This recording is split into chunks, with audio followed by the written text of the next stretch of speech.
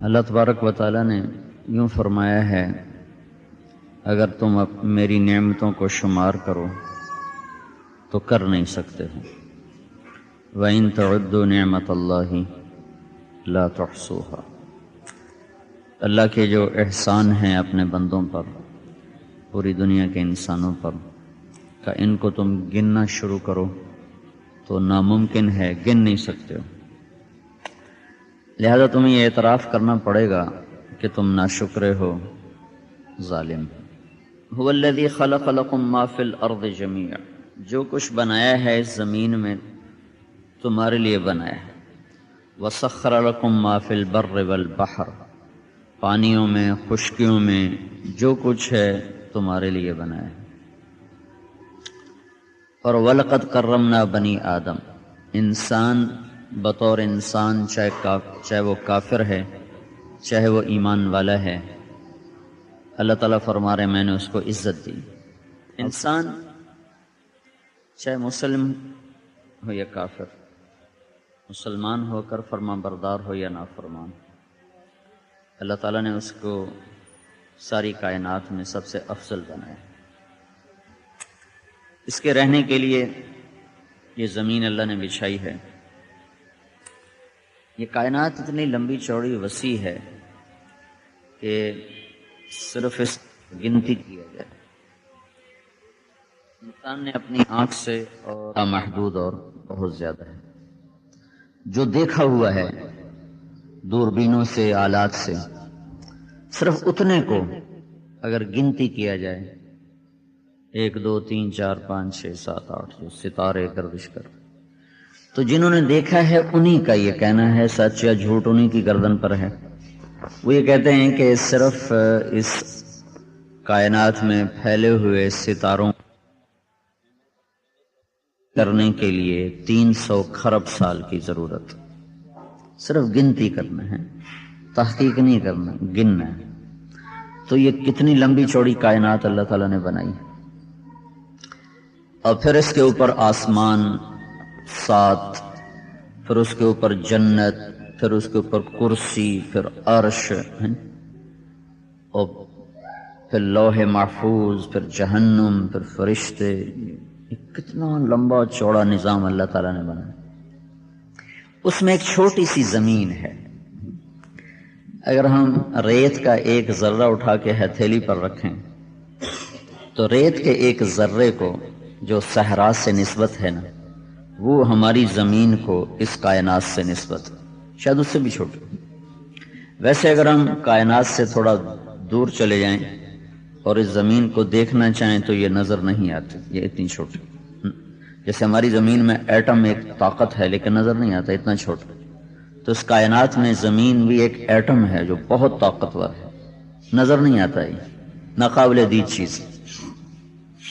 جب اللہ تعالیٰ نے بتایا کہ میں نے اس ساری کائنات کو کتنے دن میں پیدا کیا ہے، تو ہمیں پتہ چلا کہ 6 دن میں بنایا۔ ان ربکم اللہ الذی خلق السماوات والارض فی 6 ایام، تمہارا رب اللہ ہے جس نے زمین، آسمان سب کچھ 6 دن میں بنایا۔ تو ان 6 دن میں ہماری زمین بھی بنی ہے، پھر اس میں 7 آسمان بھی بنے ہیں، جنت بھی بنی ہے، کرسی بھی ہے، عرش بھی ہے، لوح بھی ہے، جہنم بھی ہے، یہ ستارے، سیارے، یہ سب کچھ بنا ہے۔ تو اس لحاظ سے ہماری زمین پر زیادہ سے زیادہ 2 سیکنڈ لگنے چاہیے تھے، 1 سیکنڈ، 10 سیکنڈ، چلو 1 منٹ لگا لو، 1 منٹ اللہ زمین کو دے دیتا۔ 6 دن کو اگر ہم تقسیم کریں اس ساری کائنات پر تو ہماری زمین کو حصے میں 1 منٹ مل جائے گا، 2 منٹ مل جائیں گے، 10 منٹ مل جائیں گے۔ لیکن میں ایک دفعہ قرآن پڑھتے ہوئے اس طرف میرا ذہن گیا تو میں بہت حیران ہوا، جب اللہ تعالیٰ نے یہ کہا کہ میں نے تمہاری اس ساری کائنات میں 6 دن لگائے ہیں اور تمہاری زمین اکیلی پر 4 دن لگائے ہیں۔ 4 دن میں صرف تمہاری زمین بنائی ہے اور 2 دن میں باقی ساری کائنات بناتی۔ میرے ذہن میں یہ تھا اس آیت پر غور کرنے سے پہلے کہ ہماری زمین پر زیادہ سے زیادہ 1 2 منٹ، 1 2 سیکنڈ لگے ہوں گے، لیکن جب قرآن کی آیت کی طرف ذہن گیا تو میں بالکل چکر کھا گیا کہ ساری کائنات، عرش جیسی مخلوق، جنت جیسی مخلوق 2 دن ٹوٹل، اور یہ چھوٹا سا 24,000 کلومیٹر، صرف 24,000 کلومیٹر 4 دن۔ قل اَإِنَّكُمْ لَتَكْفُرُونَ بِالَّذِي خَلَقَ الْأَرْضَ فِي يَوْمَيْنِ وَتَجْعَلُونَ لَهُ أَنْدَادًا ذَلِكَ رَبُّ الْعَالَمِينَ۔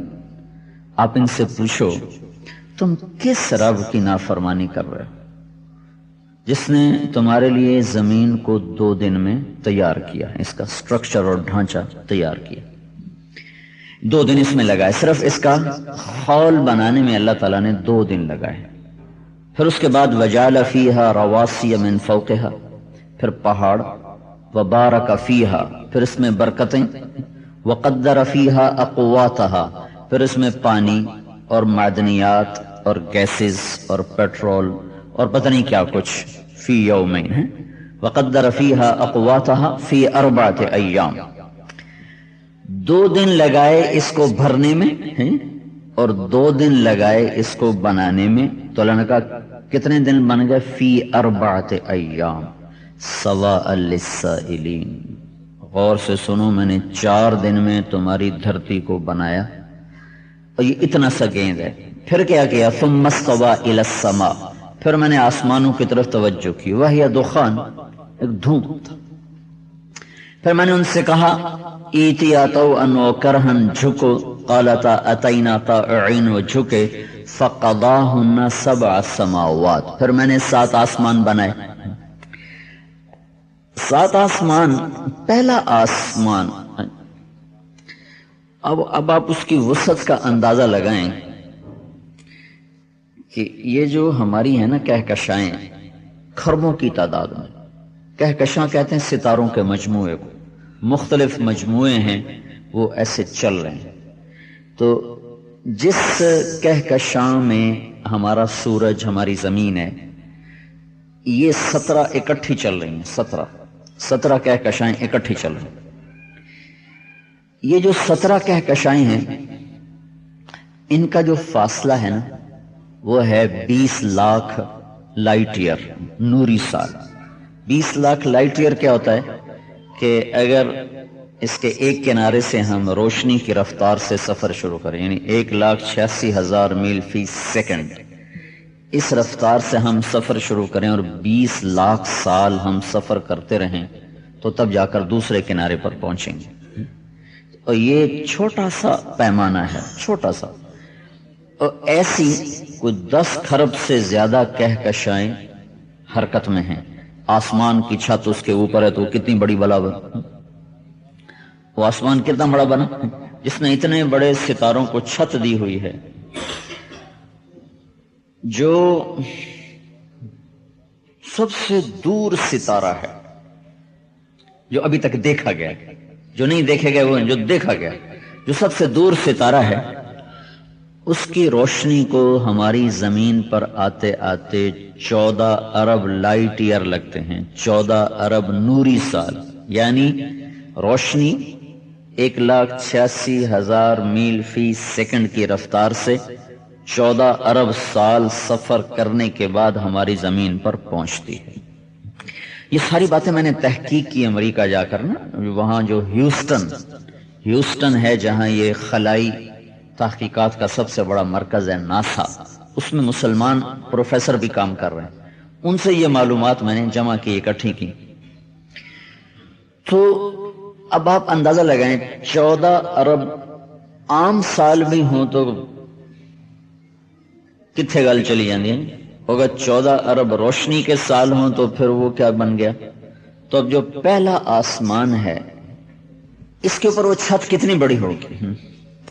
تو پہلے آسمان اور دوسرے آسمان میں جو نسبت ہے نا وہ ایسے ہے جیسے بہت بڑے میدان میں ایک انگوٹھی پڑی ہو، تو انگوٹھی کی کوئی حیثیت ہے میدان میں، تو پہلے آسمان کو دوسرے آسمان کے مقابلے میں اتنی کو نسبت حاصل، پھر دوسرا تیسرے کے مقابلے میں اتنا چھوٹا ہے، پھر تیسرا چوتھے کے مقابلے میں، چوتھا پانچویں کے مقابلے میں، پانچواں چھٹے کے مقابلے میں، چھٹا ساتویں کے مقابلے میں، ساتواں کرسی کے مقابلے میں، کرسی عرش کے مقابلے میں، مطلب نہ سمجھ آنے والا کام میں سارا۔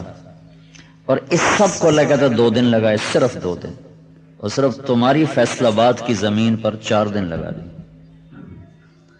میں بتا رہا ہوں اللہ کی نعمتیں ہیں، اللہ نے ہم پر کیا احسان۔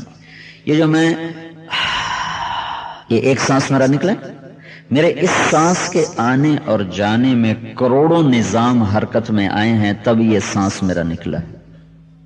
اگر ان میں سے کوئی ایک نظام اللہ روک دے تو میرا سانس وہیں ختم ہو جائے۔ ایک حیرت انگیز کائنات ہے جو اللہ کی قدرت، ہیبت کا ایک کھلا اعلان ہے۔ ایک زمانہ یہ رہا کہ لوگ کہتے رہے یہ کائنات خود ہی بن گئی، خود ہی بن گئی، اپنے آپ بن گئی۔ پھر انسان کا علم ترقی کرتے کرتے کرتے کرتے کرتے اب انسانی علم خود کہہ رہے نہیں، خود نہیں بنی، کسی نے بنائی ہے۔ کس نے بنائی ہے یہ ان کو پتہ نہیں، یہ ہم نے بتانا تھا، یہ مسلمان نے بتانا۔ مسلمان کو پتا ہے کہ اللہ نے بنائی، اور اللہ نے کسی مقصد کے لیے بنائی، امتحان کے لیے سب کچھ بنایا ہے۔ یہ ہمارا پوری امت کا اجتماعی جرم ہے، اجتماعی جرم، کہ 4 ارب انسانوں کو نہیں پتا کہ ہم دنیا میں کیوں آئے ہیں۔ ان کو بتانا ہمارے ذمہ تھا، یہ ہماری محنت تھی، ہمارے ذمہ تھا کہ ہم جا کر ان کو بتاتے۔ علامہ زرکشی نے لکھا ہے کہ قرآن کا نام کوئی نہیں، قرآن تو کہتے پڑھی جانے والی کتاب، قرآن میں قرآن لے آیا، یہ قرآن نام نہیں ہے، قرآن پڑھی جانے والی کتاب کو کہا جاتا ہے۔ اگر قرآن کا کوئی نام رکھا جاتا تو یہ آیت اس کا نام بنتی ھذا بلاغ للناس، یہ پیغام ہے لوگوں کو پہنچانے کے لیے، یہ ہے اس کا نام۔ اگر رکھا جاتا یہ پیغام ہے لوگوں تک پہنچانے کے لیے، کون پہنچائے گا؟ کون پہنچائے گا؟ یہ امت پہنچائے گی، کیونکہ اللہ کے نبی نے کہا بلغوا عنی ولو آیا، میری کتاب کو پہنچاؤ چاہے تمہیں ایک آئے۔ قل ہو اللہ سب کو آتی کہ نہیں آتی ہے؟ تو 4 ارب انسانوں تک اس پیغام کا پہنچانا ذمہ تھا۔ یہ اس امت کا اجتماعی جرم ہے جو نہیں ہو رہا، یہ کام نہیں ہو رہا۔ یہ ساری امت کے نیک بد اس جرم میں آ کے پھنس جاتے ہیں، گرفتار ہو جاتے ہیں، کہ کائنات کے انسانوں کو یہ بتانا کہ اس کا بنانے والا اللہ ہے۔ تو انسانی علم جب یہاں پہنچا جس سطح پر یہ ہے، اور یہ کہاں تک پہنچا ہے؟ صرف انسانی جسم میں 3% کا پتہ چلا، 3%، 97% کا بھی پتہ ہے کوئی؟ تو انسان ایک سیل تک پہنچا ہے، ایک سیل تک۔ وہ سیل 1 ملی میٹر کمزور نظر والے کو نظر ہی نہیں آتا۔ 1 ملی میٹر اتنا چھوٹا ہوتا ہے کہ وہ کمزور نظر والے کو دکھائی نہیں دیتا۔ اگر اس کے 1000 حصے کیے جائیں تو 1000واں حصہ تو آنکھوں سے غائب ہو جائے گا۔ بچہ دیکھ لے گا کہ یہ ملی میٹر، اس ملی میٹر کے اگر آپ 1000 حصے کرنا چاہیں تو 1/1000 ملی میٹر نہ نظر آنے والی چیز نہیں نظر آتا ہے۔ وہ جو ہمارا سیل ہے وہ 1/1000 ملی میٹر کے برابر ہے، یعنی اس کو آپ کئی 1000 گنا نہیں، کئی لاکھ گنا بڑا کرو گے نا، پھر وہ آپ کو نظر آئے۔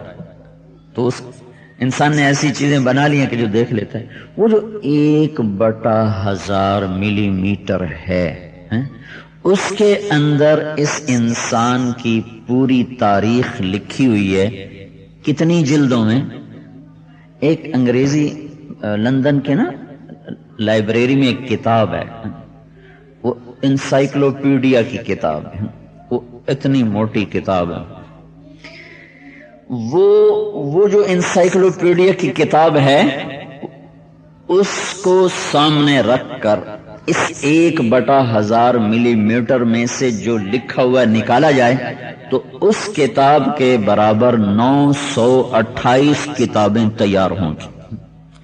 ان کو اگر اوپر نیچے رکھو نا، اوپر نیچے رکھو تو 250 فٹ اونچا مینار بن جائے گا۔ 250 فٹ اونچا مینار پورے فیصل آباد میں کسی مسجد کا نہیں۔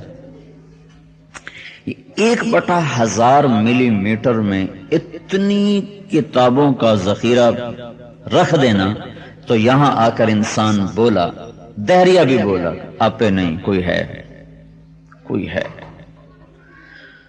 تو اس دھرتی پر اللہ تعالیٰ نے 4 دن لگائے، فی اربعۃ ایام، 4 دن میں نے تمہارے لیے خرچ کیے ہیں، تو اس کی زمین، اس کی ہوا، اس کا پانی، اس کے پہاڑ، اس کے پتھر، اس کے جنگل، اس کے دریا، اس کی ترتیب، اس کی ساخت، اس کے صحرا، ایک ایک چیز اللہ کی نعمتیں ہیں۔ وَإِن تَعُدُّوا نِعْمَةَ اللَّهِ لَا تُحْصُوهَا، تم اپنے رب کی نعمتیں گنو، گن نہیں سکتے۔ اتنے نظام بنانے کے بعد پھر لکھا وَإِلَى الْأَرْضِ كَيْفَ سُطِحَتْ، کبھی غور کیا کہ یہ زمین کس نے بچھائی اور کیسے بچھائی؟ کوئی خیال آیا تو وَفِي الْأَرْضِ آيَاتٌ لِلْمُوقِنِينَ، اس زمین میں نشانیاں ہیں میری، ایمان والے اگر ہو تم تو دیکھو، یہی زمین تمہیں کہے گی لا الہ الا اللہ، یہ پکارے گی لا الہ الا اللہ، اس میں اتنی میں نے نشانیاں چھپا کے رکھی ہوں۔ تو ایک مٹھی کو آپ اٹھاؤ تو بے جان، بے رعب، خوشبو کوئی نہیں، ذائقہ کوئی نہیں، حسن کوئی نہیں، جمال کوئی نہیں، ٹھہراؤ کوئی نہیں۔ مٹھی کھولو تو یوں نیچے گر جائے گی، اس میں دانہ ڈالو، کیا ہو جاتا ہے اس مٹی کو کہ ایسے پھول بنا دیتی ہے، ایسے باغ بنا دیتی ہے، ایسے چمن بنا دیتی ہے، ایسے پھل بنا دیتی ہے۔ 50 فٹ اوپر ناریل میں پانی بھرا ہوا ہے،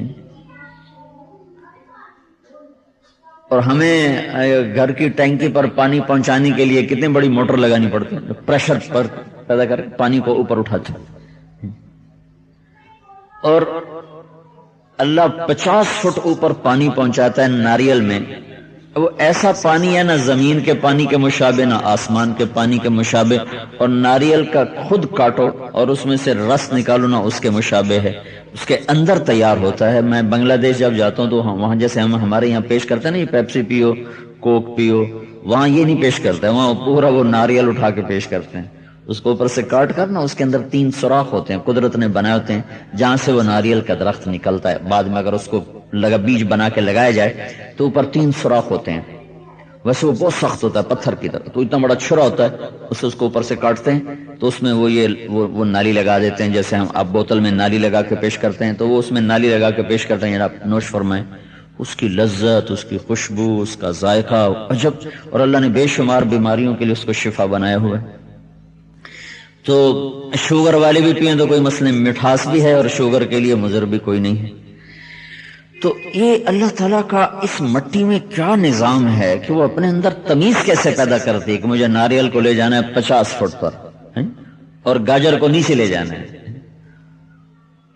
اور آم کو ایک سطح پہ پہنچانا ہے، کریلے کو کڑوا کر دینا ہے، اور تربوز کو میٹھا کر دینا ہے، اس میں سرخ رنگ ڈالنا ہے، خربوزے میں سفید رنگ ڈالنا ہے، آلو کو زمین کے اندر تیار کرنا ہے اور اس کو ٹھوس بنانا ہے، مونگ پھلی کے اوپر کور چڑھا دینا ہے، ایسا کور چڑھانا ہے کہ میں خود بھی نہ کھا سکوں، زمین خود بھی نہ کھا سکے۔ وَفِي الْأَرْضِ آيَاتٌ لِلْمُوقِنِينَ، کہ یہ میری زمین خود ایک نشانی ہے۔ تو اللہ کی ان نعمتوں میں جو بے شمار اپنے بندوں کے لیے، تو میرے اللہ نے کہا میرے بندے زمین اس لیے نہیں بنائی کہ تو اس پہ بدماشی کرے، عیاشی کرے، نافرمانی کرے۔ ان بے شمار نعمتوں میں جن کا احاطہ کوئی نہیں کر سکتا، اس میں ایک نعمت ہے جو اللہ تعالیٰ نے قرآن کی شکل میں ہمیں دی۔ اللہ انسان کے بارے میں کہتا ہے لَقَدْ خَلَقْنَا الْإِنسَانَ فِي أَحْسَنِ تَقْوِيمٍ، میں نے انسان کو سب سے اعلیٰ خوبصورت مخلوق بنایا ہے۔ ساتھ ہی کہتا ہے ثم رددناہ اسفل سافلین، لیکن میں اسی کو سب سے بدترین بنا دیتا ہوں، سب سے ادھر احسن ادھر اسفل، ادھر اجالا ادھر اندھیرا، بلندی پستی ہے، دو انتہا، بیچ میں کوئی نہ ادھر بیچ ہے نہ ادھر بیچ، انتہا احسن، پستی میں انتہا اسفل، اسفل سافلین پستیوں کی حد، اور احسن تقویم بلندیوں کی حد، ادھر بھی بلندی اور ادھر پستیوں کی پستی۔ تو یہ پست کیسے بنتا ہے اور اعلیٰ کیسے بنتا ہے، یہ علم اللہ تعالیٰ نے قرآن کے ذریعے سے اپنے بندوں کو دیا۔ تو اللہ تعالیٰ کی وہ جو بے شمار نعمتیں ہیں ان کو تم گنو تو گن نہیں سکتے ان بے شمار نعمتوں کو. پھر اللہ تعالیٰ نے ایک صورت میں ہمیں گنوانا شروع کیا ہے اور ہر نعمت کے بعد کہا اب بھی میری نعمتوں کو ٹھکراؤ گے, اب بھی میری نعمتوں کا انکار کرو گے, کون کون سی میری نعمت پہ ناشکری کرو گے, کون کون سی میری نعمت کا انکار کرو گے. تو اس کا نام ہے سورۃ الرحمن, اور اس میں ہر آیت کے بعد فَبِأَيِّ آلَاءِ رَبِّكُمَا تُكَذِّبَانِ چلتا چلا جاتا ہے. تو اس کو کہتے ہیں عروس القرآن, قرآن کی دلہن. سورہ رحمان کو کہتے ہیں قرآن کی دلہن. اور یہ شروع ہی ہو رہی ہے الرحمن, اس کا تعارف ہو رہا ہے الرحمن.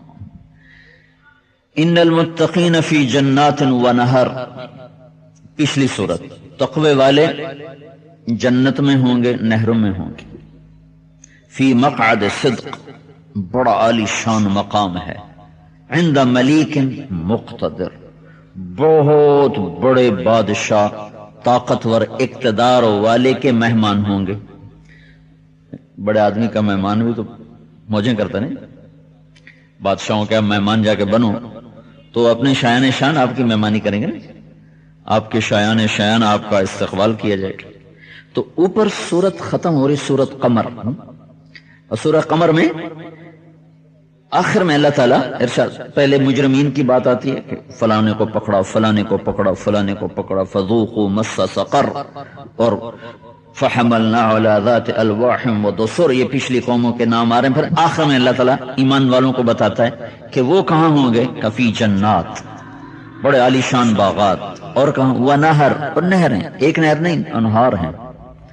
یہ کہاں ہیں, فی مقعد صدق, یہ دھوکے کا گھر نہیں, یہ سچائی کا گھر ہے. دنیا کو کہا دار الغرور, اور اسے کہا مقعد صدق. غرور کہتے ہیں دھوکے کو.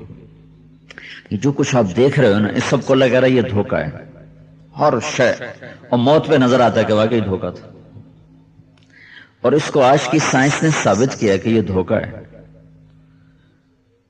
اور اس کے مقابلے میں جو اگلا گھر ہے تو اللہ کہہ رہا مقعد صدق, وہ سچا کھرا, دھوکا نہیں, چھوٹا نہیں, کھرا گھر ہے. کس کے مہمان ہو وہاں, عند ملیک مقتدر, وہ بہت بڑا بادشاہ, وہ بڑے اقتدار والا ہے.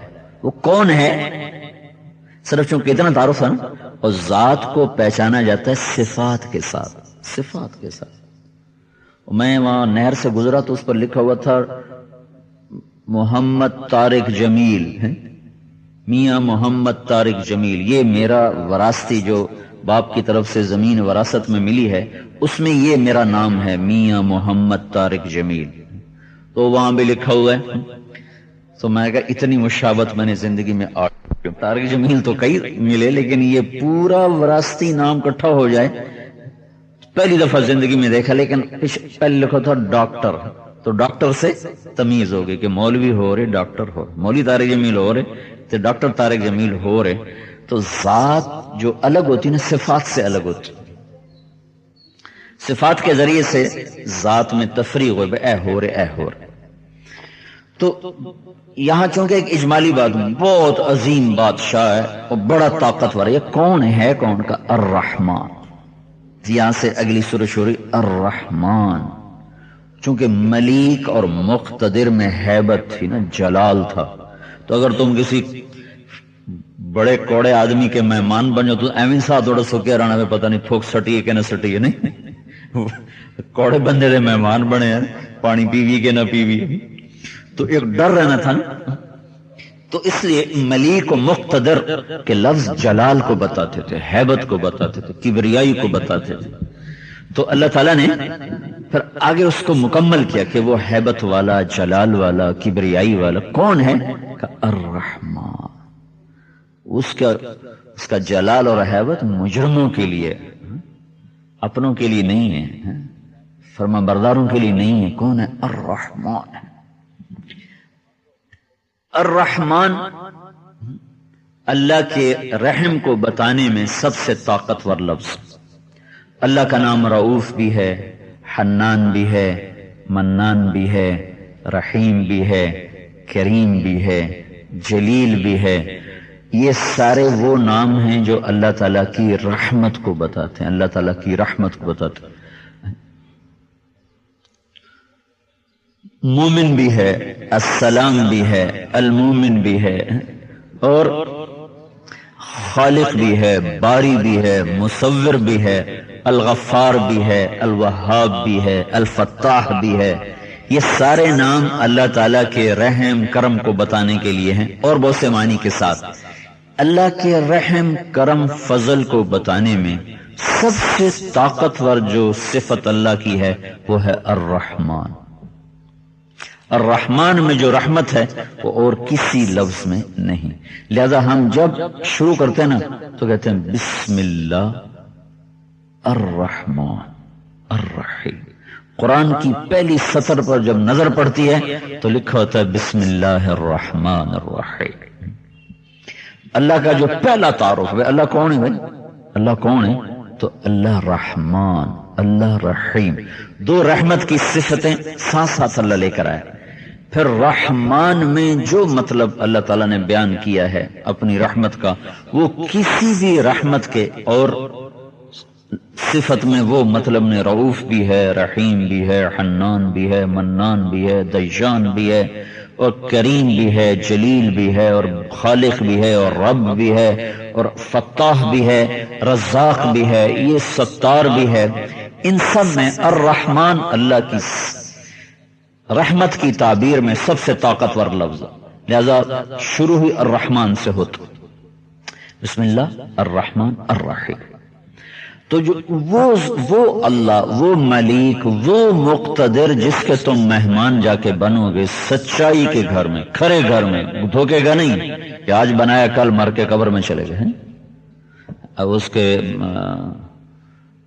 عباسی خلیفہ تھا وہاں، کیا نام تھا اس کا، منصور نے محل بنایا سنگ سفید اور بڑا علی شان، نام اس کا لکھ دیا، نام اس کا رکھا قصر الخلد، خلد جنت کا نام ہے، خلد اس کا نام رکھ دیا۔ جس دن وہ گھر مکمل ہو اس دن خود مر گیا۔ اللہ نے کہا میں اس کو دھوکے کا گھر بناتا ہوں، تو اسے جنت کی تشبیہ دیتا ہے، تو ہی آکا میرے بولتے ہیں ہک دے میں نہیں ران دے ہونا اسے۔ ایک رات تو بڑی بات ہے نا، ایک منٹ اس گھر میں نہیں ٹک سکتا، ادھر گھر مکمل ہوا، ادھر وہ مر گیا۔ تو یہ دھوکے کی جگہ ہے، وہ بقا کی جگہ ہے، اور وہاں تم مہمان ہو بڑے بادشاہ کے۔ وہ بادشاہ کون ہے؟ وہ الرحمن ہے۔ اس رحمان کی جو بے بہا رحمتیں ہیں، اس رحمان کی جو لامحدود رحمتیں ہیں، اس رحمان کی جو ان گنت رحمتیں ہیں، اس میں جو سب سے بڑی رحمت ہے وہ کیا ہے؟ الرحمن۔ کون بھائی الرحمن؟ کعلم القرآن، جس نے تمہیں قرآن سکھایا، یہ وہ رحمان جس نے چھوٹی چھوٹی بچیوں کے دل میں اتار دیا، چھوٹے چھوٹے بچوں کے دل میں اتار دیا۔ دنیا میں واحد کتاب ہے جو سمجھے بغیر پوری یاد ہو جاتی۔ مجھے شوق تھا اپنی پڑھائی کے زمانے میں، دینی پڑھائی، کالج کے نہیں، جب میں کالج پڑھتا تھا تو کوئی شوق نہیں تھا، صرف ماں باپ کے دھکے سے پڑھ رہا تھا، شوق کوئی نہیں تھا۔ لیکن جب میں مدرسے میں گیا تو مجھے اپنا شوق لگا، تو مجھے شوق تھا یاد کرنے کا، جو پڑھوں یاد کر لوں۔ تو جو اس میں خشک مضامین تھے جو سمجھ میں نہیں آتے تھے کبھی نہیں یاد کیے، جو دلچسپ اور سمجھ میں آتے تھے وہ یاد کرتا تھا۔ قرآن دنیا میں واحد کتاب ہے جو بن سمجھے ساری یاد کی ہو جاتی۔ اب یہ جن بچیوں نے یاد کیا ہے ان سے کسی ایک سطر تو بڑی بات ہے، ایک لفظ کا ترجمہ پوچھو ان کو نہیں آئے گا۔ جو پڑھانے والی ہیں وہ عام طور پہ عربی نہیں جانتی ہیں، ان سے پوچھو ان کو ایک سطر کا ترجمہ نہیں آئے گا، لیکن تھوڑی سی تنخواہ لے کر صبح سے لے کر شام تک اتنی سخت ڈیوٹی دینا کہ پتا پانی ہو جائے اور جسم بیماریوں کا گھر بن جائے، پھر بھی مسئلے سے نہیں اٹھ رہی ہیں، کس نے بٹھایا اتنی تھوڑی تنخواہ؟ یہ تنخواہ کی وجہ سے کوئی نہیں اتنی مشقت اٹھاتا، یہ اندر کا ذوق ہے جو اللہ پیدا کرتا ہے اور کئیوں کو اس کے لیے چن لیتا ہے۔ تو وہ کیسے تھوڑے سے پیسوں پر صبح سے شام تک سارے کمرے میں شور مچا ہوا ہے، اور اس شور میں بیٹھنا۔ میں ایک مدرسے میں گیا، ادھر یہ دارالقرآن، تو وہ وہاں ایک بڑا ہال تھا، اس میں بچے سارے قرآن پڑھ رہے تھے اور ان کے 3-4 استاد وہاں بیٹھے تھے۔ وہ اتنا شور تھا کہ میں وہاں 5 منٹ نہیں بیٹھ سکا، میں وہاں سے اٹھ گیا۔ میں نے ان سے کہا قاری صاحب تھوڑی بخشش سے تھا ایو رولا ہی سا جڑا کھپ گئی کہ وہ یاد کرنے والوں کو بھی ایسا ذوق دے دیتا ہے کہ وہ انہیں سمجھ میں بھی نہیں آ رہا ہے۔ اور یہ ماں باپ کتنی مشقت اٹھا رہے ہیں، صبح چھوڑنے آ رہے ہیں، عصر میں لینے آ رہے ہیں، اور سامنے کوئی ڈگری نہیں ہے، کوئی عہدہ نہیں ہے کہ اس سے ہماری بیٹی کو یہ عہدہ مل جائے گا، یہ ڈگری مل جائے گی، کچھ بھی نہیں۔ یہ اللہ کا غیبی نظام چل رہا ہے۔ الرحمن، رحمان، میں نے رحمان کا تھوڑا سا آپ کو بتایا۔ اس رحمان نے کہا میری رحمتیں جو لامحدود ہیں، اس میں سب سے اعلیٰ سب سے بڑی رحمت کیا ہے؟ میں نے تمہیں قرآن سکھایا۔ کیسے قرآن سکھایا؟ یہ اس کی یہ تفصیل بتاؤں کیسے سکھایا کہ چلو عرب بچوں کو تو سمجھ میں آتا ہے میں کیا کہہ رہا ہوں، اور عرب استاد و پڑھانے والا تو اسے بھی پتہ چلتا ہے کہ میں کیا پڑھا رہا ہوں، لیکن یہ جو ہمارے بچے بچیاں بیٹھے ہوئے انہیں کیا خبر کہ یعلمون کیا تعلمون کیا ہے؟ ان کے لیے تو وہ مثال مشہور نہیں کہ وہ ایک پنجابی کی ہو گئی تھی عرب سے لڑائی، تو کہنے کا یار عرب بڑے چنگے بندے کہ میں گالی کڑی نے اس قرآن پڑھے، وہ بھی گالیاں نکال رہا تھا عربی میں، وہ عربی میں گالیاں نکال رہا تھا، وہ پنجابی میں نکال رہا تھا، تو آخر لگا عرب بڑے چنگے نہیں یار، میں انہوں گالی کڑی میں نے قرآن ہی پڑھتے سنائی گیا۔ تو ہمارے بچوں کے لیے تو برابر ہے، کیا خبر یہ کیا ہے؟ علم القرآن الرحمن، وہ رحمان، کون رحمان؟ جس نے تمہیں قرآن سکھایا۔ کیسے سکھا دیا؟ کہ چھوٹے چھوٹے بچے خود دعائیں کر رہے ہیں اللہ مجھے حافظ بنا دے، ماں باپ کہہ رہے ہیں اللہ ہماری بچی کو حافظ، ہمارے بچے کو حافظ بنا دے، اور یہ قاری حضرات اور یہ معلمات یہ تھوڑی تھوڑی تنخواہوں پہ زندگی کھپا رہے ہیں کہ اللہ ہماری آخرت بن جائے اور یہ قرآن پڑھ لے۔ علم القرآن۔ اگر اللہ یہ رحمت ہٹا لے کون بیٹھے صبح سے شام تک، کون ڈیوٹی دے؟ اور صبح سے شام تک بچیوں اور بچوں کا شور کون سنے؟ کان پھٹتے ہیں۔ اور کیوں ماں باپ لینے آئیں اور لینے جائیں؟ یہ علم القرآن الرحمن، کون رحمان؟ کہ جس نے تمہیں قرآن سکھایا۔ اور اتنی بڑی کتاب زیر زبر کی غلطی کے بغیر یاد ہو جاتی۔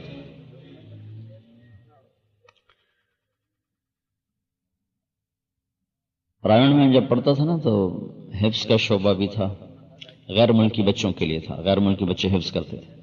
تو جب کوئی بچہ حافظ ہو جاتا تھا تو مولانا جمشید صاحب فرماتے تھے کہ جو بچہ صبح سے لے کر شام تک قرآن سنائے اور بغیر اٹکن کے سنائے وہ اس کو ہم پاس کریں گے، باقی نہیں۔ اگر اتنا بھی ہوتا تو کہتے کل آؤ کے سنو، اٹکتا ہے نا تو اتنے پر بھی کہتے کل۔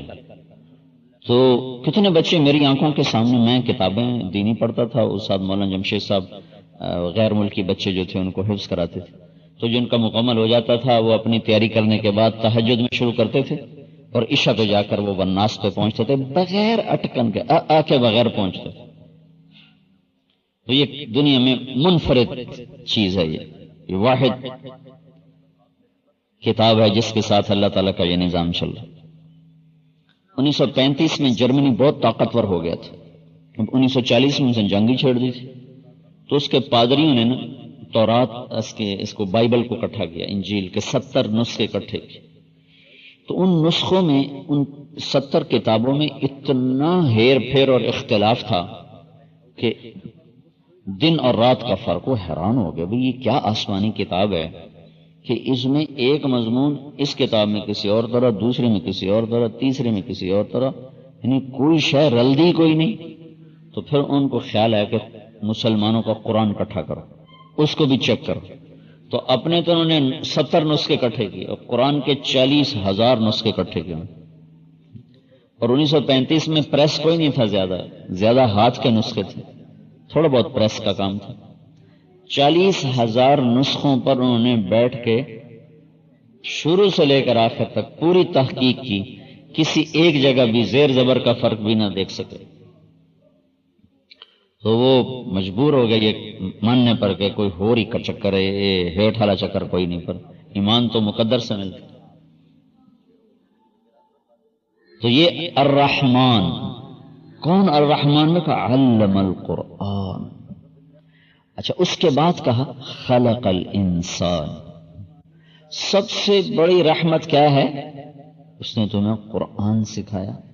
اس کے بعد بڑی رحمت کیا ہے کہ اس نے انسان بنایا. اس کے بعد بڑی رحمت کیا ہے کہ اس نے تمہیں بولنا سکھایا.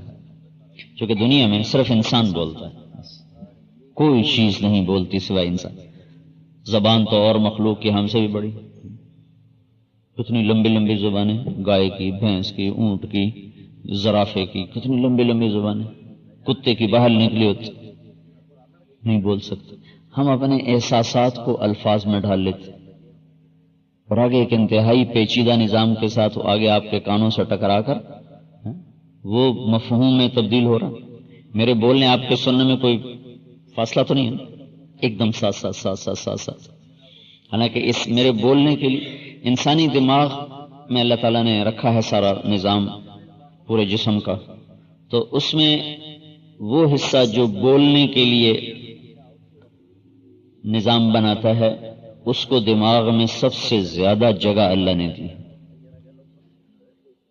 دیکھنے کے لیے بھی ایک جگہ ہے، سننے کے لیے ایک جگہ ہے، ذائقہ چکھنے کے لیے زبان پہ تو میٹھا ڈالو یا کڑوا، زبان کو کیا پتا، وہ تو پیچھے ایک پیغام جاتا ہے، وہ وہاں سے یہ پیغام لے کر آتا ہے کہ میٹھا کھایا ہے، کڑوا کھایا ہے، نمکین کھایا ہے. سسٹم زبان پہ بنا دیا ہے. نمک کا احساس نوک پہ اللہ نے رکھا ہے. یہاں آپ میٹھی چیز رکھو پتہ نہیں چلے گا، کڑوی رکھو پتہ نہیں چلے گا.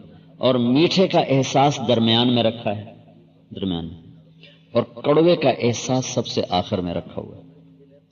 تو نمک چکھنے کے لیے اب عورت سالن پکا رہی، اس نے نمک چکھنا تو زبان کی اگلی نوک سے لگاتی ہے تو اسے پتہ چل جاتا ہے تھوڑا یا زیادہ. اگر اللہ تعالیٰ اس کو آخر میں رکھتا ہے تو ڈوئیاں تو پہلے آپ پیندیاں نا بار بار، تو پیچھے پتہ لگتا بھی لون تھوڑا یا زیادہ، ادھا شورا تو آپ پی جاؤنا ہی نا، صرف چکھنے میں. تو صرف یہ اگلا حصہ بتاتا ہے نمک کے ذائقے. یہاں میٹھا رکھو تو رکھو نہیں پتہ چلے، پیچھے نمک رکھو یا کڑوا رکھو نہیں پتہ چلے. سب سے آخر میں کڑوے کا ہے. یہ جو لوگ گولی کھاتے ہیں نا، وہ پیچھے رکھتے ہیں، جب دنال پیچھے جاوے، وہیں کڑوی کے کڑواہٹ کے احساسات وہیں ہوتے ہیں. گولی کھانی ہو نا تو اگلے حصے چ رکھو نہیں پتہ لگے، پچھلے حصے میں 1 سیکنڈ بھی رہے گا نا، منہ توڑا کوڑوس کر دینا. تو وہیں کر کے پیچھے رکھ دیں، وہ یا رکھ دیں نالی منہ کوڑا ہو جاتا ہے. اس کو یا رکھو چاہے کتنی کڑوی ہو نہیں پتہ چلے. اب یہ مٹھاس، کڑواہٹ، یہ زبان میں نہیں، پیچھے سے پیغام آ رہا ہے، حصہ ہے. میں یہ میرا ہاتھ ہے اس پر، لوہے پر، تو میری انگلی تو اندھی ہے، اس کو تو نظر نہیں آتا ہے، لیکن جو میں یہاں ہاتھ رکھتا ہوں تو وہ مجھے پیچھے دماغ سے پیغام آتا ہے کہ تو نے لوہے کو پکڑا. بیچ میں میری انگلی ایک تار کو بھی چھو رہی تو اس کے ساتھ الگ پیغام آ رہا ہے، نال تار ہوئی ہے.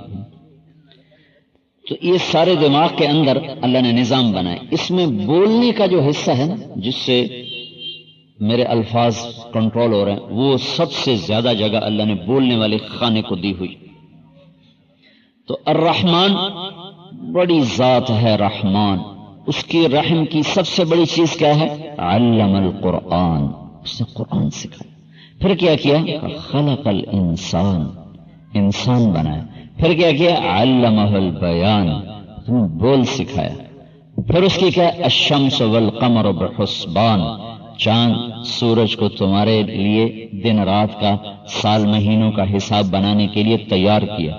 النجم والشجر یسجدان، درختوں کو اور نباتات کو اپنے تابع کر کے تمہاری خدمت پہ لگا دیا.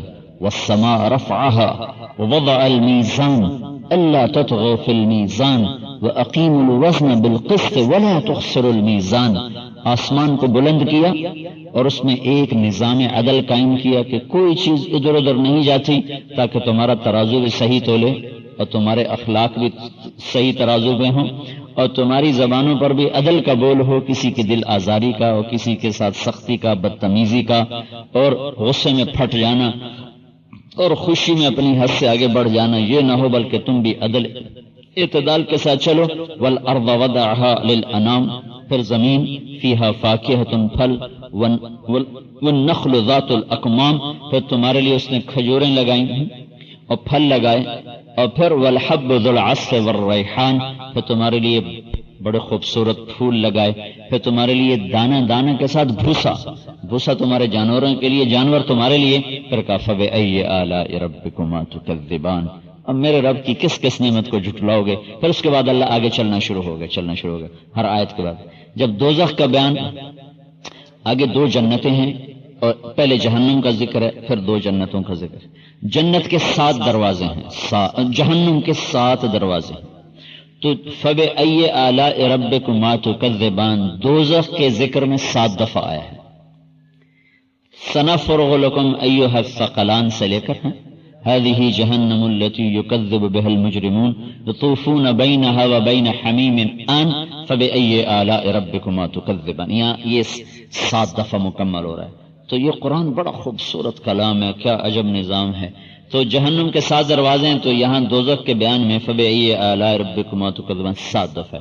جنت کے 8 دروازے ہیں، تو وَلِمَنْ خَافَ مَقَامَ رَبِّهِ جَنَّتَانِ فَبِأَيِّ آلَاءِ رَبِّكُمَا تُكَذِّبَانِ، اور هَلْ جَزَاءُ الْإِحْسَانِ إِلَّا الْإِحْسَانِ فَبِأَيِّ آلَاءِ رَبِّكُمَا تُكَذِّبَانِ. یہاں کر 8 مکمل ہو رہا ہے. پھر وَمِن دُونِهِمَا جَنَّتَانِ فَبِأَيِّ آلَاءِ رَبِّكُمَا تُكَذِّبَانِ، اور متكئين على رفرف خضر وعبقري حسان فبأيّ آلاء ربكما تكذبان. یہاں 8 دفعہ مکمل ہو رہا ہے. تو جنت کے بیان میں جنت کے 8 دروازے ہیں، تو فبأيّ آلاء ربكما تكذبان 8 دفعہ آیا ہے. دوزخ کے 7 دروازے ہیں، تو فبأيّ آلاء ربكما تكذبان 7 دفعہ اللہ تعالیٰ نے بیان فرمایا ہے. تو اللہ تعالیٰ کی سب سے بڑی رحمت یہ ہے کہ اس نے قرآن سکھایا. اچھا، ترتیب تو یہ ہوتی کہ اللہ کہتا الرحمن خلق الانسان علم القرآن. یوں ہوتا کہ کون رحمان؟ جس نے انسان بنایا اور اس کو قرآن سکھایا. ترتیب تو انسان آتا پھر قرآن آتا. انسان پہلے آئے، قرآن بعد میں آیا. ہمارے نبی پہلے آئے، قرآن بعد میں آیا. پھر انسان پہلے موجود تھے، پھر ان کو قرآن سکھایا گیا. لیکن اللہ نے قرآن کا پہلے ذکر کیا، انسان کا بعد میں ذکر کیا. الرحمن کون؟ جی علم القرآن، جس نے قرآن سکھایا. پھر کا خلق الانسان، جس نے انسان بنایا اور اس کو سب سے اعلیٰ چیز دی علمہ البیان، جس نے اس کو بولنا سکھایا. تو سوری سورج چاند کو، زمین کو، آسمان کو، پھل کو، دانے کو، غلے کو، بھوسے کو، خوشبو کو، پھولوں کو اس کی خدمت کے لیے لگا دیا. تو وہ تو ٹھیک ہے، خلق الانسان کے بعد وہ سب کچھ آ رہا ہے نا. خلق الانسان اور پھر اس نے بھائی تمہارے لیے یہ بنایا، یہ بنائی، یہ تو ٹھیک ہے. لیکن یہاں نظر میں آتا ہے کہ ترتیب کم بے ترتیب ہو گیا. قرآن پہلے اس سے یاد کرنا مراد نہیں اور یاد کروانا مراد نہیں، بلکہ قرآن کے پیغام کو سیکھنا، قرآن کے پیغام کو سمجھنا اور قرآن کے پیغام کے مطابق عمل کرنا، یہ مراد ہے. اب ساری دنیا تو یاد نہیں کر سکتی اور ساری دنیا یاد کروا بھی نہیں سکتی. تو قرآن ہے کیا ہدل للناس، کہ یہ پیغام ہے اور تمہیں رہبری کرتا ہے. تم چلو گے تو تمہیں یہاں سے راستہ ملے گا. یہدی للتی ہی اقوم، یہ اس راستے کا تمہیں پتہ بتائے گا جس میں کوئی خطا نہیں، سیدھا راستہ ہے، صراط مستقیم. ان هذا القرآن یہدی للتی ہی اقوم. تو انسان وہی انسان ہے جس نے قرآن سیکھا. جس نے قرآن نہیں سیکھا وہ انسان نہیں. اب قرآن کا اتنا سیکھنا کہ پڑھنا آ جائے یہ تو فرض ہے ہر مسلمان مرد عورت پر. اسے یاد کرنا یہ عزت فضیلت کی بات ہے. جن سینوں میں اتر گیا وہ مبارک ہیں. اگر اس کے مطابق عمل رہا اور موت تک اسے بھلایا نہ اور اس کے مطابق عمل کیا تو خود بھی جنت میں جائیں گے اور اپنے ساتھ 10 ان لوگوں کو لے جائیں گے جن کے لیے جہنم کا فیصلہ ہو چکا ہوگا. کلہم قد استوجب النار، ان 10 آدمیوں کے لیے اللہ شفاعت کا حق دے گا جو جہنم میں جانے کا جن کے لیے فیصلہ ہو چکا ہوگا. لیکن قرآن کے مضامین پر عمل کرنا اور اس کی تعلیمات پر عمل کرنا یہ ساری دنیا کے مسلمانوں پر فرض عین ہے. اس لیے قرآن پہلے انسان بعد میں کہ جو قرآن سیکھا، سیکھنے سے مراد یاد کرنا نہیں ہے، سیکھنے سے مراد اس کا یاد کروانا نہیں، اس کی تعلیم کو اپنے اندر ڈھالنا، پوچھ کے، علماء سے پوچھ کر، نیک لوگوں سے پوچھ کر، تو وہ تو ہے انسان. اور جو قرآن پر نہیں ہے وہ ہے غیر انسان، انسان ہو کر بھی انسانی جانور، جس کو اللہ تعالیٰ کہتا ہے اولئک کالانعام بل ہم اضل، یہ تو انسان نہیں ہے، یہ تو جانور ہیں. انہم الا کالانعام، جانور کے سوا اور ان کی کوئی حیثیت نہیں. ان شر الدواب، یہ جانوروں میں سب سے بدترین جانور ہیں، صرف جانور ہی نہیں، بدترین جانور ہیں جنہیں قرآن کی تعلیمات کا علم نہیں ہے اور اس کے نور سے وہ محروم ہوئے ہیں، یہ سب سے بدترین طبقہ ہے. تو قرآن بطور تعلیم کے میری زندگی میں اترے، اس کے لیے یہ تبلیغ کا کام ہے. یہ صرف یاد کرنے سے قرآن پہ عمل نہیں ہوتا ہے.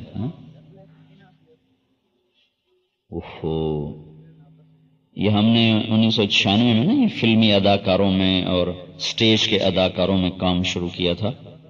تو ایک اداکار ہمیں ملا جو حافظ قرآن تھا اور 11 مصلے بھی اس نے سنائے تھے، اور ابھی وہ دہریہ تھا اور بہت اپنے فن کا ماہر. تو ظہر کی نماز تھی تو میں نے کہا ہمارے ساتھ نماز پڑھ لو. کہنے لگا تسی آدھے تو پڑھ لینا، میں تک کوئی اعتبار کوئی نہیں، تھوڑے آکھن تے پڑھ لینا، میں نے کوئی نہیں اعتبار ہے. حافظ خود کہنے لگا میں نے 11 مصلے سنائے اور اب وہ اللہ کے انکار پر پہنچو. تو صرف یاد کرنے یا یاد کروانے سے زندگی میں قرآن نہیں آتا، یہ الگ محنت ہے جس سے آدمی قرآنی اخلاق میں ڈھلتا ہے اور قرآنی کردار. کیونکہ انسانی طبیعت میں عجب جذبات ہیں، ان کو قابو کرنا ایسا جیسے منہ زور گھوڑے کو لگام دینا. منہ زور گھوڑا جو ہوتا ہے نا ہر وقت لگام کو کھینچنے کی کوشش کرتا اور لگام کو توڑوانے کی کوشش کرتا. تو کوئی ماہر شاہ سواری ہو تو وہ اس کو قابو کرے، ورنہ وہ ہاتھوں سے نکل جاتا.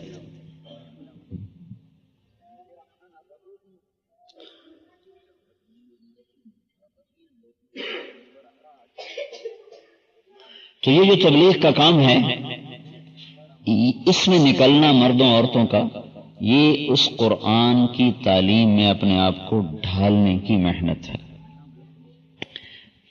کہ وہ ایمان بنتا ہے. اس وقت تبلیغ میں جانے سے ایمان بنتا ہے. ایمان کے بننے سے پھر ایک سرمایہ ہاتھ میں آتا ہے. جب پیسہ ہاتھ میں تو آپ گھر خرید لو، گاڑی خرید لو، ایمان کا سرمایہ ہاتھ میں آتا ہے، پھر اس سے آپ سارے اعمال کو اپنے اندر لانا آپ کے لیے آسان ہو جاتا ہے. تو یہ جتنے مرد عورت آئے ہیں آپ سے یہ کہوں گا کہ کچھ وقت قرآن کے پڑھنے میں لگاؤ، اس کا ترجمہ تھوڑا تھوڑا پڑھو. اللہ نے میرے لیے اتارا ہے، آپ کے لیے اتارا ہے، ترجمے بے شمار دستیاب ہیں. اچھا ترجمہ لے کے تھوڑا تھوڑا مطالعہ کرو کیا کہتے ہیں. میری والدہ کا جب انتقال ہوا تو اس کے بعد میرے بھائی نے قرآن پڑھنا شروع. اس سے پہلے قرآن نہیں پڑھتا تھا، ڈاکٹر ہے. ان کے انتقال کے بعد اس نے قرآن پڑھنا شروع کیا ترجمہ. اس سے پہلے وہ دنیا کے پیچھے پڑا ہوا تھا، یہ ہو وہ ہو، اے ہونا چاہیے، اے ہونا چاہیے.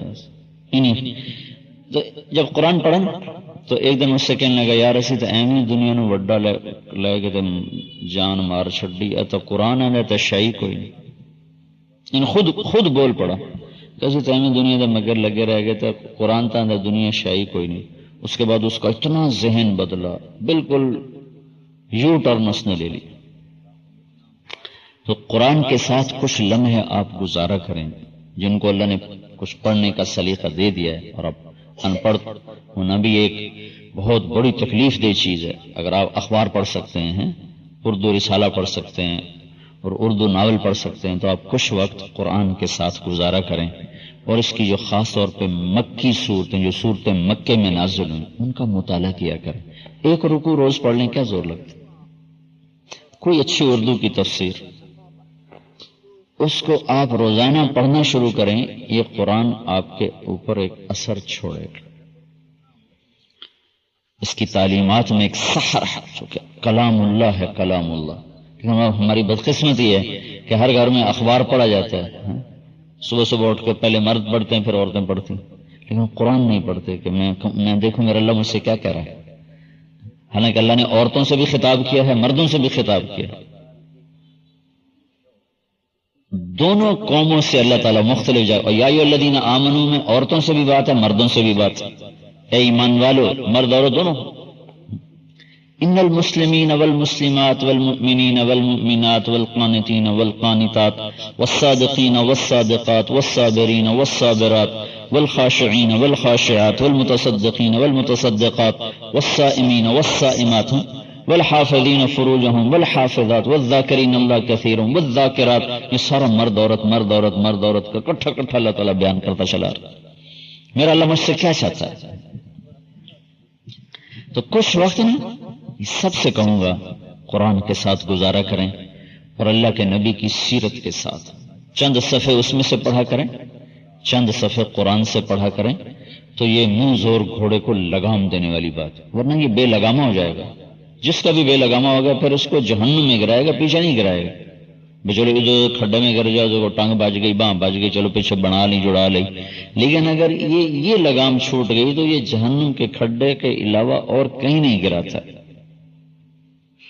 تو اس کو اپنی زندگی میں شامل کریں۔ کچھ صفحے اللہ کے نبی کی سیرت کے پڑھا کریں، کچھ ایک دو صفحے قرآن کے پڑھ لیا کریں، اس کے لیے وقت نکال لیا کریں۔ میں کون سا کروں بھائی تسی پورا سپارہ پڑھ چھوڑو، میں کروں ایک صفحہ، ایک ورقہ پابندی کے ساتھ، یا آپ کے دل میں شمع جلائے گا،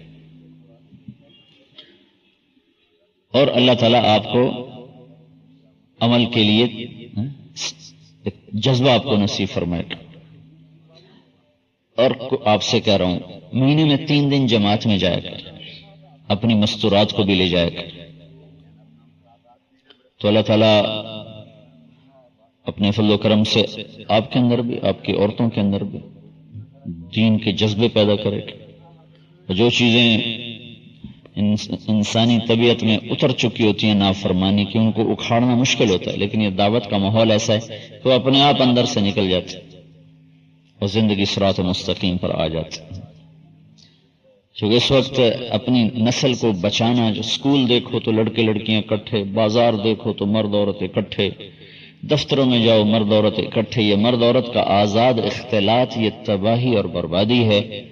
پردہ عورت کے لیے فرض ہے، جو بہت بڑا اللہ کا امر ہے، جس سے ہزاروں عیب برائیاں ختم ہو جاتی اور لاکھوں کروڑوں اچھائیاں جنم لیتی ہیں۔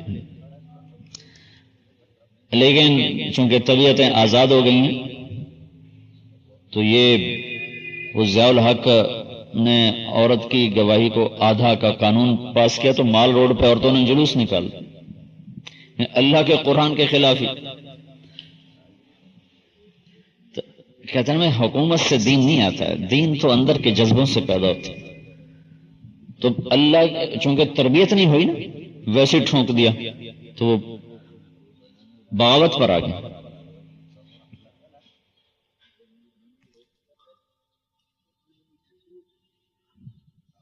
تو تبلیغ ایک تربیت گاہ ہے جس میں ایمان کا جذبہ بنتا ہے اور ایمان کی قوت پیدا ہوتی ہے، تو چلنے کے لیے ذوق اور شوق پیدا ہوتا ہے۔ میں اردن میں گیا 1991 میں، تو مجھے کئی عورتیں برقعے میں نظر آئیں، تو مجھے وہ کہنے لگے اردن والے عرب کہ یہ جو تمہیں برقع نظر آ رہا ہے نا، یہ پورے اردن میں کوئی ایک عورت برقعے والی نہیں ہوتی، بلکہ سکرٹ پہنتی تھی۔ مغربی عام عورتیں پتلون سکرٹ، مسلمان تربیت ہی کوئی نہیں۔ کہ ایک جماعت آئی پاکستان سے عورتوں کی، بنو کی جماعت تھی، تو انہوں نے یہاں محنت کی، جس سے سب ان کی آمد پر یہاں برقع شروع ہوا، اور اب ہزاروں عورتیں پردے میں چلی۔ بغیر کسی طاقت کے اور بغیر کسی ڈنڈے کے، کہ اندر کا احساس جب بیدار ہوتا ہے تو از خود طبیعت مائل ہوتی چلی جاتی۔ عورت کہتی چھپی ہوئی چیز کو، عورت نام ہی پردے کا ہے، مستورات، چھپی ہوئی مستورات۔ تو اب لباس ایسے آ رہے ہیں کہ لباس کے باوجود بھی ننگا پن ظاہر ہوتا چلا جائے۔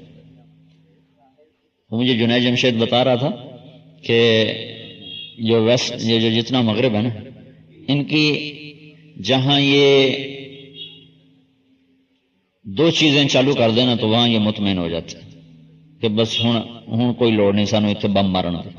ایک عورتوں کو پتلون پہنا دیں اور ایک نوجوانوں میں میوزک چلا دیں، جہاں یہ دو کام ہو جائیں وہاں یہ مطمئن ہو جاتا ہے کہ اب کوئی فکر کی بات۔ تو وہ باطل اپنی پوری محنت پر ہے، وہ اس رخ پر ہے کہ ان کو بے حیا بنایا جائے، اور جب معاشرے میں مرد عورت آزاد ہو جاتے ہیں تو بے حیائی اپنے آپ آ جاتی ہے۔ اللہ اس کے رسول کا نظام ہے کہ عورت کے لیے الگ حدود ہیں، مرد کے لیے الگ ہے، بیچ میں ایک پردے کی اوٹ ہے، آڑ ہے۔ اللہ نے جس دن دیکھو نا آدم علیہ السلام کو پیدا کیا تو پتلا بنایا، مٹی کٹھی کی، گندھوائی، پتلا بنایا، پھر وہ پتلا 40 سال ننگا پڑا رہا، پھر اللہ نے روح ڈالی، پھر کپڑے پہنائے۔ ایسے ہی اللہ حوا کے ساتھ کر دیتا تو کیا مسئلہ تھا؟ کون سا فرشتوں کے لیے مرد کیا اور عورت کیا؟ اللہ حضرت اما حوا کی مٹی اکٹھی کرتا اور اس کا پتلا بناتا اور پھر اس کو چھوڑ دیتا، پھر دونوں میں روح ڈال کے کٹھے اٹھا دیتا۔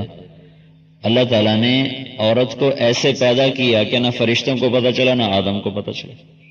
آنکھ سلا دیا، آنکھ کھلی تو ایک طرف عورت بیٹھی پورے کپڑے میں، پہلے دن ہی پورے لباس میں پیدا کیا، پیدا ہی پورے پردے کے ساتھ، پیدائش پردے میں، وجود پردے میں، سارا باپرد اس کو پیدائش کے مراحل سے نہیں گزارا جیسے آدم کو گزارا تھا، پورا مکمل وجود پردے میں کپڑوں میں مکمل کر کے آدم کو اٹھا کے بٹھایا کہ یہ تیری بیوی ہے۔ پہلے دن سے اللہ تعالیٰ نے عورت کے لیے پردے کا اہتمام کیا، تو اس کا ڈھکا ہونا، جتنا اس کا لباس اس کو ڈھانپے گا، جتنا اس کا وجود اس لباس کے پردوں میں چھپا ہوگا، اتنا اس کو اللہ کی محبت کی نظر پڑے گی، اللہ کے رسول کی دعا پڑے گی، اور جتنا اس کا لباس بے حیا ہوتا جائے گا، مختصر ہوتا جائے گا، تو اتنا اللہ تعالیٰ کے غضب کی نظر پڑے گی اور اللہ کے رسول کی رحمت کی نظروں سے دوری ہو جائے گی۔ لیکن ماحول میں جب کوئی چیز چلتی ہے تو وہ چل جاتی۔ ہمارے دور میں وہ جب میں پڑھتا تھا نا تو وہ ٹیڈی پتلونوں کا دور تھا، وہ اتنے تنگ پہنچے ہم بنواتے کہ وہ ادھر نا یہ ایڑی کے نیچے نا کاغذ رکھ کے پھر اوپر کھینچتے تھے۔ بھیڑ چال فیشن والے فیشن کرواتے ہیں، شو کرواتے ہیں، پھر ہمارے لوگوں کو خرید لیتے ہیں، پھر اس پر لوگوں کو ڈال دیتے ہیں۔ تو ہماری ایک تہذیب ہے، ہم اس تہذیب سے نکلیں گے ہم رسوا ہو جائیں گے، بے قیمت ہو جائیں گے۔ تو اپنے بچوں کو، اپنے آپ کو، اپنی بچیوں، خاص طور پہ بچیوں کے لیے حیا کا نظام قرآن نے دیا ہے، اللہ کے نبی نے دیا ہے، اور اللہ تعالیٰ نے عورت کو اس جاہلیت کے دور میں کوئی حیثیت نہیں تھی، اس کو حیثیت دی، اس کو ہر روپ میں، ماں کے روپ میں، بیوی کے روپ میں، بہن کے روپ میں، بیٹی کے روپ میں، ہر شکل میں اس کو معزز بنایا اور محترم بنایا۔ تو 10 بیٹوں کی شادی کرے جنت کا وعدہ کوئی نہیں، ایک بیٹی کی شادی کرے اللہ کے نبی نے کہا جنت میں میرا ساتھی ہوگا۔ صرف ایک بچی کی شادی کر لے تو اللہ کا نبی کہہ رہا ہے جنت میں میرا ساتھی ہوگا۔ آپ نے 3 سے بات شروع کی، ایک نے کہا 2، پھر ایک نے کہا 1، تو سب کے لیے آپ نے خوشخبری سنائی۔ آپ کے 10 بیٹے ہوں اور آپ سب کو شادی کر کے ان کو برسر روزگار کرو، یہ سارا اجر کا کام، لیکن جنت کا وعدہ کوئی نہیں۔ اب ایک بیٹی آپ کی جوان ہو جائے، آپ اس کی شادی کرو تو آپ، اللہ کا نبی کہہ رہا ہے وہ جنت میں میرا ساتھی بن جائے۔ عطا فرمائے جن کے والدین ہیں ان کو بھی اللہ تعالیٰ اس کی جزا دے گا، اپنے خزانوں سے دے گا انشاءاللہ۔ ماں باپ کی بھی بخشش ہو جاتی، اگر آگے بچہ یاد رکھے نہ رکھے، بھلا دے، لیکن ماں باپ کا اجر پکا ہو جاتا ہے اللہ کے فضل سے۔ اب ان کا آپس میں کوئی پڑھنے پڑھانے کا ہے وہ کر لیں گے، میں دعا کرا دیتا ہوں۔ اللہم لک الحمد کما انت اہلہ فصلی علی محمد کما انت اہلہ۔